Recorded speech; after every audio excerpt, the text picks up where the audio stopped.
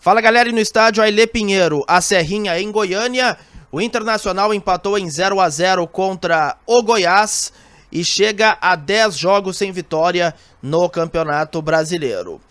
É sim uma situação preocupante, mas dos males o menor. Pelo menos ainda neste momento existe uma distância considerável da ponta de baixo da tabela, mas é preciso abrir o olho, ficar ainda mais atento e a partir de agora uma análise de Goiás 0, Inter 0 aqui no canal. Muito importante você chegar aqui, se inscrever, ativar as notificações, dar aquele like, o joinha bacana para o conteúdo subir e viralizar cada vez mais aqui no YouTube.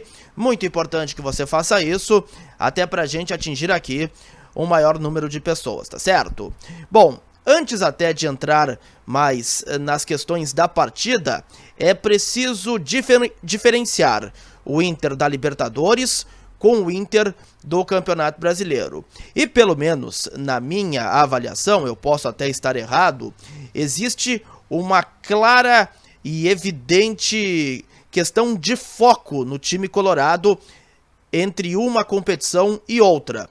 O Inter da Libertadores é um time aceso, jogando com a corda esticada a todo momento, uma intensidade acima do normal, o que eu não consigo ver dentro do Campeonato Brasileiro.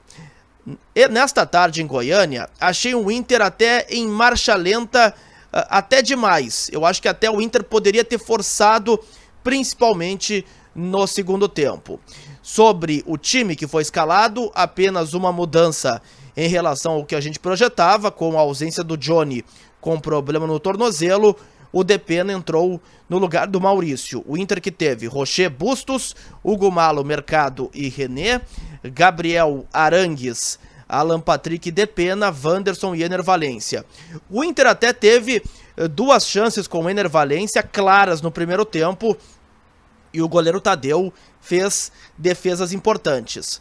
Mas eu volto a bater nessa tecla. Eu achei o Inter um pouco numa marcha lenta, um tanto quanto demasiada. E isso já ficou bastante evidente no primeiro tempo. E pode ser também uma questão física, até por conta da alta intensidade apresentada contra o Bolívar, que levou o Inter nas semifinais da Libertadores. No segundo tempo, antes até de começar, uma troca clara feita pelo Eduardo Cudê. O Depena ele não consegue jogar bem. Eu acho que antes até de o Inter se voltar a se recuperar no Brasileiro, o Cudê tem que, pelo menos nesse momento, parar de insistir com o Depena. É um jogador que não consegue render. Então eu penso que é hora de dar um descanso, preservar o Depena e não colocar nas partidas, porque ele é um atleta que não consegue repetir o seu bom futebol de 2022. O Maurício entrou, deu até uma outra movimentação, mas também não conseguiu assim se destacar na partida dessa tarde. O Cudê ainda tentou com outras mudanças, colocou aí o Bruno Henrique no lugar do Arangues, o Luca no lugar do Alan Patrick, o Pedro Henrique no lugar do Wanderson, o Luiz Adriano no lugar do Ener Valencia. Aliás, o Luiz Adriano, que teve uma participação muito ruim, ainda conseguiu ser expulso no final da partida, e isso abre possibilidade de o Lucas ser o centroavante contra o São Paulo, até porque o Ener Valencia estará na seleção equatoriana, tem agora a parada para as datas FIFA, e o Inter, ele perde o Rocher para a seleção uruguaia, vai o Arangues para a seleção chilena, o Maurício para a seleção brasileira, o Johnny para a seleção norte-americana e o Ener Valencia para o Equador. Então, pelo menos, é muito improvável que esses atletas fiquem à disposição para a partida diante do São Paulo, e o Cudê terá aí que armar uma equipe para voltar a ganhar no Campeonato Brasileiro, porque já são 10 jogos sem vencer.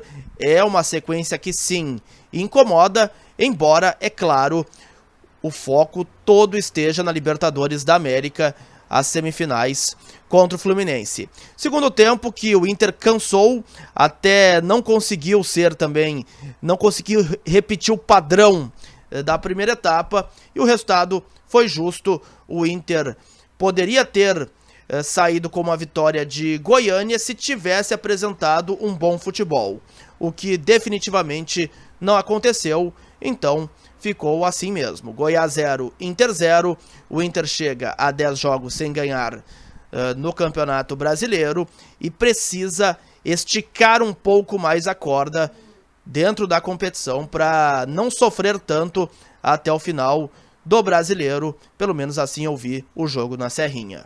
Gostou do vídeo? Dá aquele like, aquele joinha bacana. Grande abraço a todos.